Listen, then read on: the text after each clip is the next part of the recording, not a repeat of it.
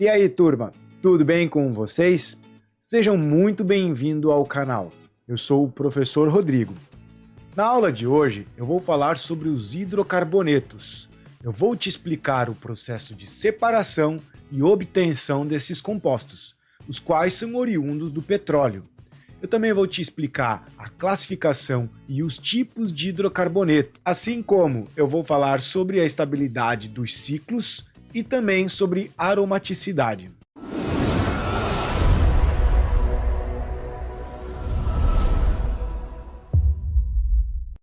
Começo essa aula te explicando que hidrocarbonetos é a função orgânica mais simples que você vai aprender.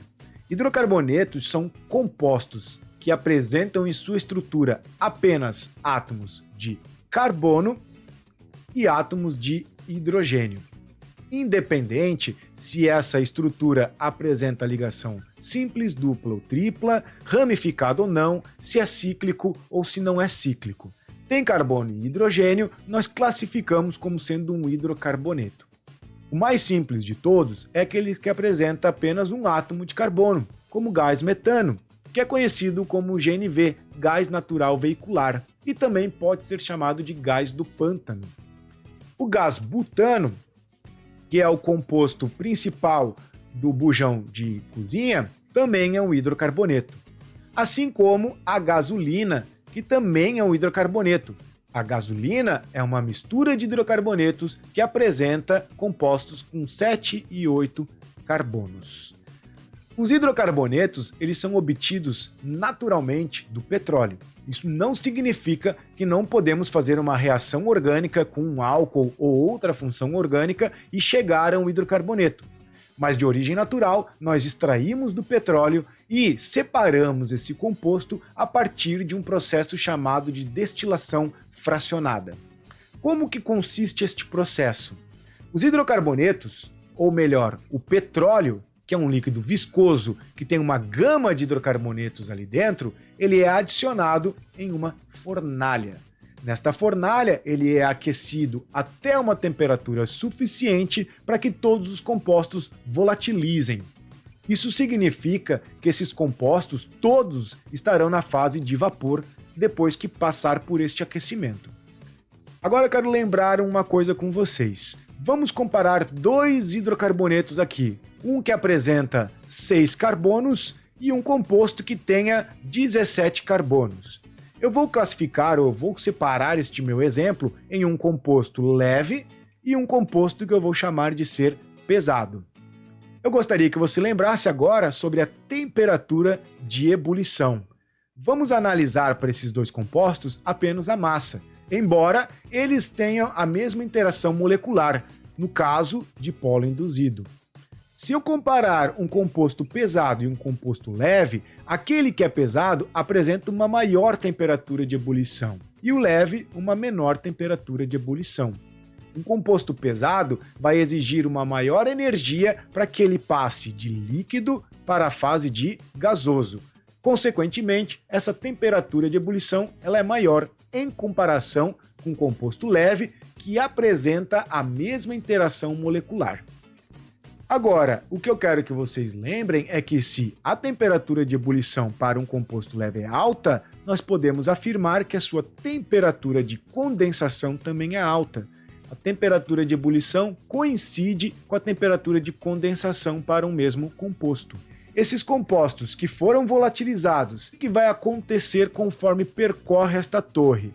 Vamos analisar o que tem 6 carbonos e supomos que a sua temperatura de ebulição e condensação seja 35 graus. Esse composto, quando aquecido a 400, vira vapor e ele começa a subir esta torre de fracionamento. Quando bater em 250, continua na fase de vapor. Em 150, continua na fase de vapor, até o momento em que vai bater em um platô de 35 graus, e ele vai sofrer condensação. Logo, ele é retirado e ele é extraído desta mistura. Já o composto pesado, neste meu exemplo, tem uma temperatura de 350 graus, em 400 graus ele foi volatilizado e agora ele é vapor.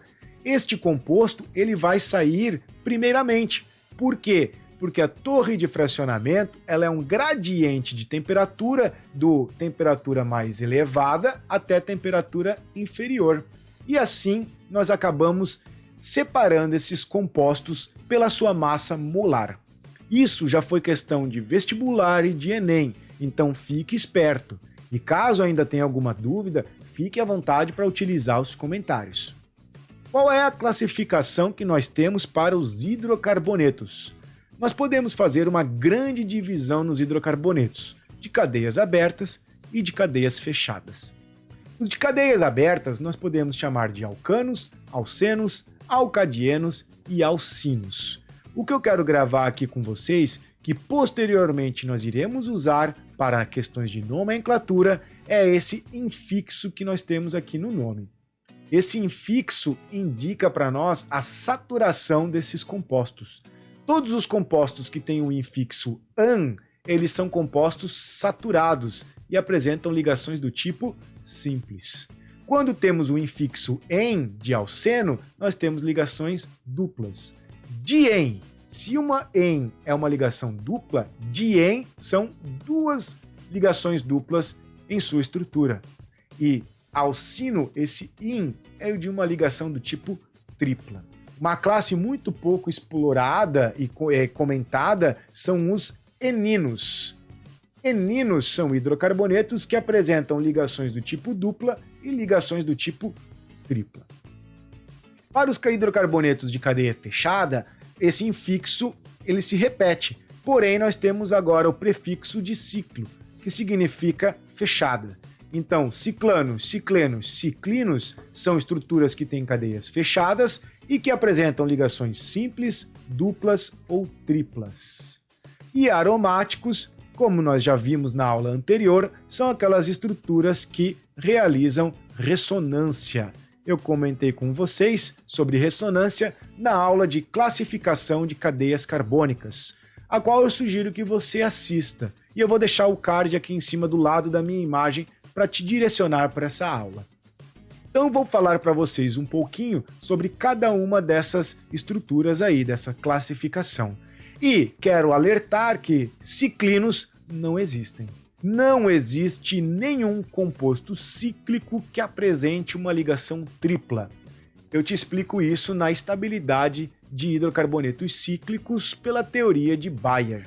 Mas antes, vamos falar sobre os alcanos. Alcanos são aquelas estruturas que apresentam ligações do tipo simples e cadeia do tipo aberta, e obedecem uma fórmula geral do tipo CnH2n mais 2. Vamos olhar aqui para o gás metano. Metano é o CH4. Então, se nós temos que ali é um carbono, presumindo na sua fórmula, ficaria C1H2 vezes 1 mais 2, que isso acaba sendo CH4. Eu não gosto muito dessas decorebas de fórmula, mas aqui é para apresentar para vocês. O metano pode ser chamado de GNV, como também pode ser chamado de gás do pântano, porque muitos materiais orgânicos, ao se decompor, liberam metano, como no caso o biogás, por exemplo. E antigamente, quando se tinha no pântano esse gás, se riscava um fósforo e pegava fogo ali em cima. Na realidade, estava queimando esse gás metano. Acredito que um outro composto muito discutido e tá até meio caro é a gasolina, que é uma mistura entre octano e isoctano e pode também apresentar heptano, 7 carbonos em sua estrutura. Aqui eu tenho a fórmula estrutural de bastão e bolas para mostrar o octano e o isoctano. O que é interessante nesses dois compostos, e eu gostaria de mostrar, é o poder de octanagem. Você já deve ter ouvido falar sobre isso. Octanagem de um combustível, em específico a gasolina, ela está relacionada com o poder de compressão desta molécula. Aqui embaixo da minha imagem eu separei um vídeo de um motor de 2 cilindros em V. O que eu quero que vocês observem é que aqui em azul, ó, antes de ficar vermelho, que seria a explosão, mas em azul é a taxa de compressão deste combustível. O isoctano, por ser mais ramificado, ele apresenta uma maior taxa de compressão. Consequentemente, ele tem um índice de octanagem maior. Então esse composto, quando ele comprime, ao explodir, o poder calorífico dele é mais elevado, em comparação com o de cadeia linear, que ele não vai comprimir e vai explodir. Ou seja, isso, pensando em energia cinética, nós vamos ver em velocidade de um veículo. O que eu gostaria que vocês gravassem é que alcanos podem ser chamados de parafinas. Próxima classe, os alcenos. Assim como alcanos são parafinas, alcenos nós podemos chamar de ser uma olefina. E aí nós temos compostos de cadeia aberta com uma ligação do tipo dupla, a qual obedece à fórmula geral CnH2n. Perceba que para a fórmula geral daqui, anteriormente era mais 2. Como nós promovemos uma insaturação e uma ligação do tipo dupla, nós precisamos tirar um hidrogênio daquela fórmula, por isso que não tenho mais 2. Esse é o alceno mais simples de todos, C2H4. Veja que ele bate com a fórmula geral. Outro composto, por exemplo, seria um C4H8. Perceba que esses compostos são muito semelhantes, mas não são iguais. No de cima, a insaturação está entre o carbono 1 e 2. Na estrutura de baixo, essa insaturação está entre o carbono 2 e 3. Ali ocorre um fenômeno que nós chamamos de isomeria. Neste caso, uma isomeria planar e, mais especificamente, uma isomeria de posição. Caso tenha dúvida, tem uma aula sobre isomeria planar aqui no canal. Os alcadienos são compostos que apresentam cadeia aberta e veja lá, ó, o dien, duas ligações do tipo dupla. Então, se de alcanos para alcenos, como nós promovemos uma dupla, foi tirado o 2 lá da fórmula geral, agora por um alcadieno que nós vamos promover mais uma insaturação, nós precisamos diminuir mais 2 hidrogênios dessa estrutura. Então os alcadienos, eles assumem a fórmula geral CnH2n-2. E aqui eu tenho 2 exemplos de alcadienos, como o C3H4 ou, por exemplo, como essa outra estrutura que é um C4H6. Perceba que os alcinos apresentam a mesma fórmula geral dos alcadienos. Como exemplo de um alcino, pegamos o mais simples de todos, com apenas 2 carbonos, que é o C2H2. Aqui nós teríamos um alcino mais simples. Outro exemplo de um alcino com 4 carbonos, C4H6. Para os hidrocarbonetos cíclicos, então, nós temos ciclanos e ciclenos. Ciclanos, estruturas de cadeia fechada e aquele íon de ligações do tipo simples. Exemplos, os 3 mais simples cíclicos. Caso eu promova uma ligação dupla, eu vou precisar tirar 2 hidrogênios dessa molécula para fazer esta insaturação. E aí nós teríamos exemplos dos ciclenos. Aromáticos são aquelas estruturas que realizam ressonância, que nada mais é do que a transição ou deslocamento dos elétrons π na molécula. Um exemplo mais simples de todos é o benzeno, onde esses elétrons π eles se deslocam na molécula e nós vamos obter uma nova imagem, por exemplo, como esta daqui, que por sua vez esses elétrons continuam se deslocando e a imagem ou a estrutura que nós teríamos vai ser igual à anterior. Caso a gente represente isso na forma de linhas, nós temos a seguinte estrutura. E se tu lembrar, esses elétrons π se deslocando no interior desta molécula, nós podemos representar por um ciclo. Mas nós temos outras estruturas aromáticas, como o naftaleno ou o fenantreno, que seriam estruturas relativamente simples em comparação com as demais. O que faz um composto, então, ser dito aromático? Todo composto que tem dupla simples, realiza ressonância? Não. Eu vou deixar aqui neste vídeo, na descrição, um artigo do meu orientador de doutorado que fala sobre a evolução e o conceito de aromaticidade. Eu sugiro a leitura, é uma leitura simples e fácil compreensão. Para explicar a aromaticidade a nível de questões de vestibular, eu vou utilizar a regra de Hickel, que fala que, para um composto ser aromático, nós devemos aplicar a fórmula 4n mais 2, sendo igual ao número de elétrons π, E esse N tem que ser um número inteiro. Este N está relacionado com a estabilidade desses compostos, o momento em que os orbitais p são paralelos e permitem com que estes elétrons se desloquem. Eu vou te dar um exemplo de como podemos calcular e prever se é ou não aromático uma estrutura. Vamos olhar este ciclo com 4 carbonos, que nós temos 2 ligações π. 2 ligações π para este composto vai dar um total de 4 elétrons π. Lembrem-se que cada ligação é composta por 2 elétrons. Então, aplicando a regra de Hickel, 4n mais 2 igual, neste caso, 4 elétrons π.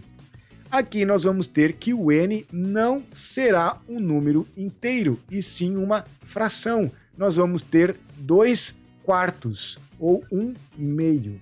Isso significa que esses elétrons não se deslocam, e essa molécula ela não é aromática. Agora, se nós olharmos para a estrutura do lado, já apresentei para vocês que o benzeno é uma estrutura aromática. Aplicando a regra de Hickel, nós temos 4n mais 2 igual a um total de 6 elétrons π. Aqui nós vamos ter um n inteiro. Veja que o n aqui vai ser igual a 1. 4 sobre 4, que é 1. Significa que esta molécula tem a capacidade dos elétrons se deslocarem. Eu vou deixar agora aqui uma animação sobre o benzeno que vocês conseguem observar o deslocamento desses elétrons π no interior desta molécula.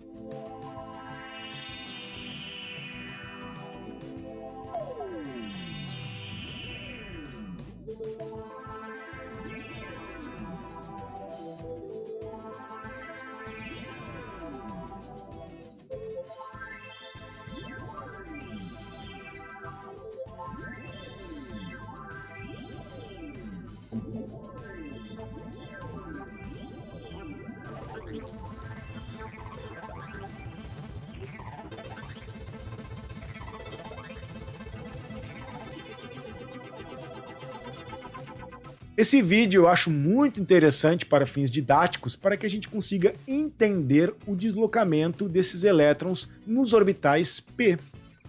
Os ciclinos, teoricamente, são compostos cíclicos com uma ligação do tipo tripla. Antes de te explicar o porquê que não existe um ciclino, eu vou falar sobre a teoria da tensão de Bayer. Bayer estudou os compostos cíclicos de ligações do tipo simples e ele observou a estabilidade desses ciclos. Então vamos pegar os 4 ciclos crescentes com átomos de carbono, com 3, 4, 5 e 6 carbonos. Nós temos que analisar os ângulos internos dessas estruturas, que no caso seria, no primeiro de 60 graus, seriam seus ângulos internos, de 90, 108 e 120 graus. E aí nós temos que pensar o seguinte: todas essas estruturas aqui apresentadas para vocês, elas têm ligações do tipo simples. Se são ligações do tipo simples, isso é um carbono saturado e, consequentemente, é um carbono do tipo sp3.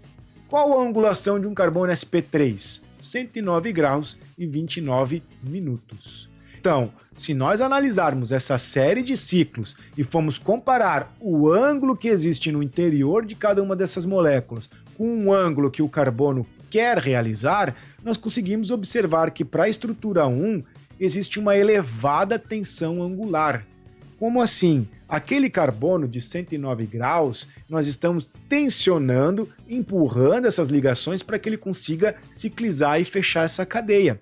Logo, nós temos aqui um composto com uma elevada tensão angular, vou chamar TA de tensão angular, em comparação, por exemplo, com a estrutura B, que também tem uma elevada tensão angular, mas comparando o 1 com o 2, o 1 está mais tensionado.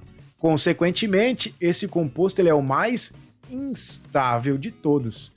E quase não se tem o ciclopropano, porque o momento em que ele cicliza e fecha, qualquer energia mínima é suficiente para que rompa essas ligações e ele volte a se tornar um composto com cadeias abertas. Agora, se nós compararmos o composto 2, o composto 3 e o composto 4, entre 2 e o composto 3, olhando essa angulação, nós temos que o 3 é mais estável que o composto 2. Fato. Agora, o grande problema está quando nós comparamos o composto 3 e o 4. Pela teoria da tensão de Bayer, o composto 3 tem ângulos mais próximos do composto, ou melhor, do carbono sp3.